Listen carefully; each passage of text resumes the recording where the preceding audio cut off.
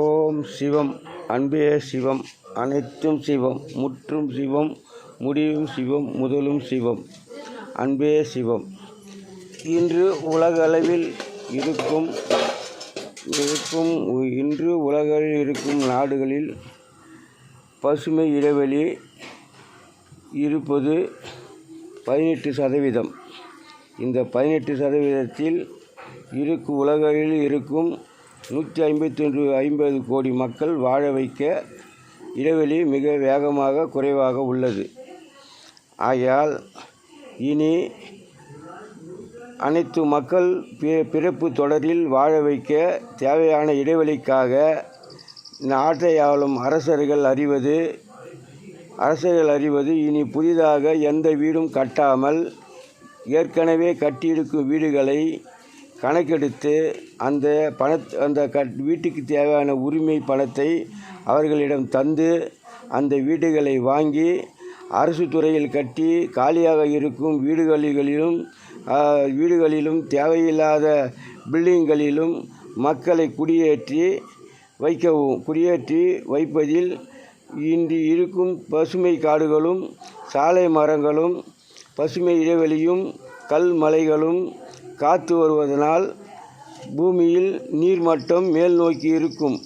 இன்னும் இதை குறைத்து சென்றால் கடுமையான கீழ் நோக்கி செல்வதில் மக்களுக்கு பெரும் ஆபத்து வர காத்திருக்கு. ஆகையால் இறைவன் கூறுவதை சற்று யோசித்து செயல்படுங்கள். அப்போதுதான் மக்கள் வாழ முடியும். ஆகையினால் இனி புதிதாக எந்த வீடும் கட்டக்கூடாது. ஆகையினால் இதனால் பொருளாதாரம் தடைப்படும் என்று யோசிக்காதீர்கள். காரணம், இனி உழைப்பாளி மக்கள் கடுமையாக உழைப்பதனால் அவர்கள் உடல் உறுப்புகள் அனைத்தும் மிக விரைவில் வேகமாக பழுதடையக்கூடிய நிலையில் உள்ளது. சிமெண்ட் ஃபேக்டரியில், ரைஸ் மில்லில் பல தும்மு அதிகமாக வெளியேறும் கம்பெனிகளில் மக்களுக்கு விரைவில் உறுப்புகள் பாதிக்கப்படுவதனால் அந்த மக்கள் இறந்தாலும் அந்த மக்கள் உடல் மண்ணில் மறைந்தாலும் அதிலிருந்து எழுந்திடும் பசுமை செடிகளும் மரங்களும் அதில் வீசும் காற்றுகளும்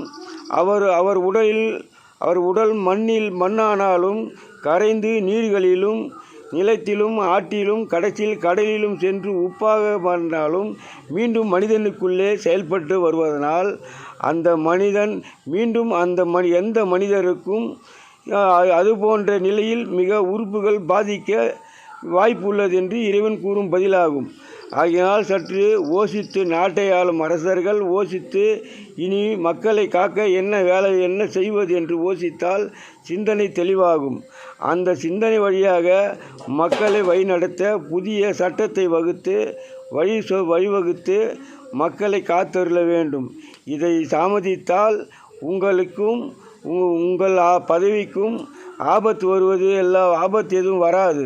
ஆனால் நீங்கள் கடுமையாக நிலையில் வாழும் சூழ்நிலை உருவாகும் என்பது இறைவன் பதிலாகும். காரணம், அனைத்துக்கும் நீங்களே மூல காரணம். உழைக்கும் மக்கள் யாவரும் எந்த நிலையிலும் எந்த குற்றமும் செய்வதில்லை. அவர் இந்த பசுமை காடுகளையெல்லாம் அழிவது போவதெல்லாம் அவருக்கு தெரியாது. காரணம், அவ்வாறு வாழ்க்கை நிலையை நீங்கள் சுமத்தியுள்ளீர்கள். அதுவும் நீங்கள் முதலில் அறிய வேண்டும். நடமாடும் பொருள்களை எல்லாம் நீங்கள் எதிர்காலத்தில் கௌரவமாக வாழ தடை செய்து கொண்டதனால் பற்றாக்குறையினால் ஏற்பட்ட கருமை வினைதான் இந்த நிலைக்கு கொண்டு வந்து இறைவன் நிறுத்தியுள்ளார். இனி பூமியை தக்க வைக்க நம்மிடம்தான் உள்ளது, உயிர்களை காக்கவும் நம்மிடம்தான் உள்ளது இறைவன் கூறும் பதில். இதற்கு என்ன செய்ய வேண்டும் என்று சற்று யோசியுங்கள். நாளை உரைக்கிறேன். ஓம் சிவம்.